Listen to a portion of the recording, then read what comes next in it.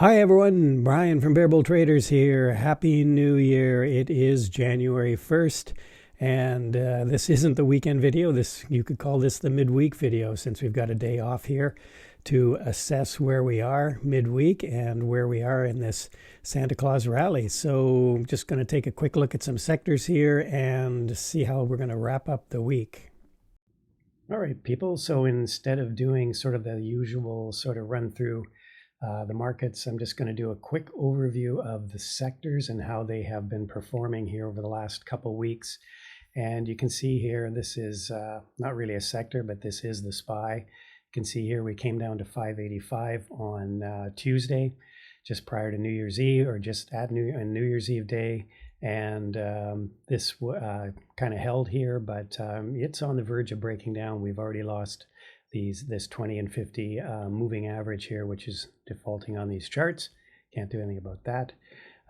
Discretionary, same thing. You can see here we've actually gone through the one moving average, and we actually went below this prior low here. So high, lower high, and now lower low here.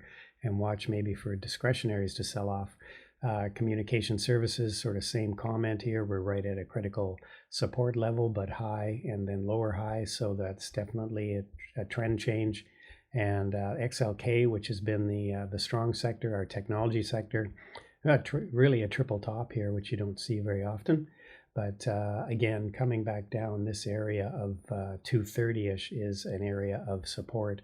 So we'll see if the money continues maybe to rotate out of that sector, although I kind of doubt it will, because the AI and the tech sector still seem to be the ones that people are wanting to be invested in for the long term. So maybe some chop there. Industrials are getting into some of the more interesting sectors here, where we've seen sell-offs since the end of November. So industrials really just selling off, just nonstop. Big drop just prior to Christmas there, I believe, and then we had a bit of a comeback, and now we're back, maybe putting in a double bottom here. So watch industrials there. Same comments with materials. Don't want to repeat myself. Double bottom, maybe coming back. Energy is kind of interesting here. Definitely downtrend since early December.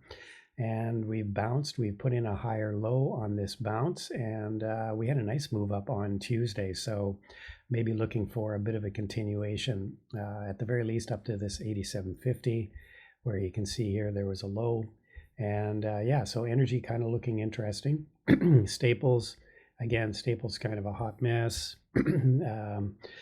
XLV maybe putting in a double bottom here. Again, something to keep an eye on if you're interested in healthcare. XLU, maybe a higher low here, but kind of consolidating right now, and really dependent on interest rates. As interest rates go up, utilities become less attractive, which is why we're seeing the sell-off here, and maybe why we're seeing a lot of these sell-offs with interest rates going back up on the long end. The 10 and 20 year, obviously people still, or the treasury traders still believing that inflation is going to be still a thing in 2025, 2026.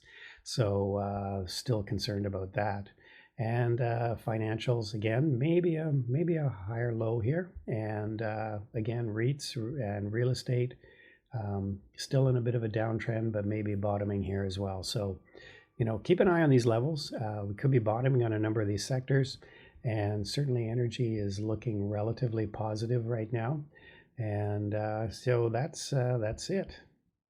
And before I go into some of the current positions I'm in, and maybe one trade that I did on the week so far, just a quick mention for my books that are available on Amazon. You can see them there, How to Swing Trade, Profiting as an Active Trader.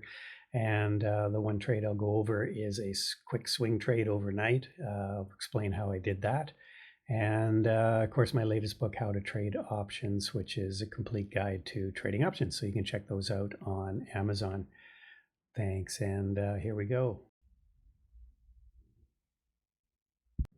All right, so we'll just go over some trades here that we're still in, and some trades I've done so far this week.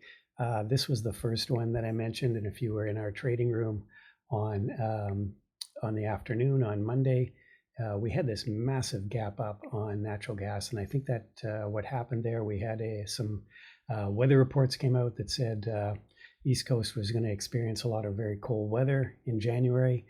This really spiked natural gas, but rarely does this spike ever hold. I mean, I think there was a lot of people caught short on natural gas maybe, and we had some short covering, but you can see what happened as the day went on. We sold off, and towards the end of the day, I looked at it and I thought this was definitely a worth a trade to the downside. So I shorted natural gas. Now you can do that a number of ways. You can short UNG. There are some ETFs like KOLD, which is a Drexian ETF, to short natural gas. And also there are some Canadian stocks as well. The Horizon Beta Pro ETFs, and I went short.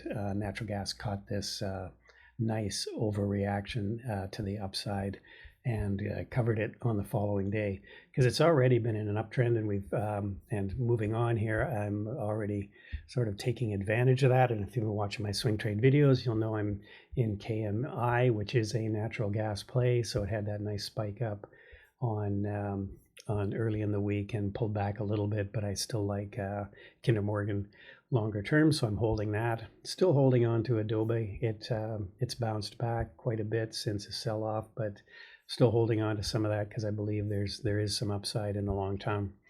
AVGO is kind of again got into this one on this gap up, and now I've just been holding that one as well. I think it's got more upside in the new year.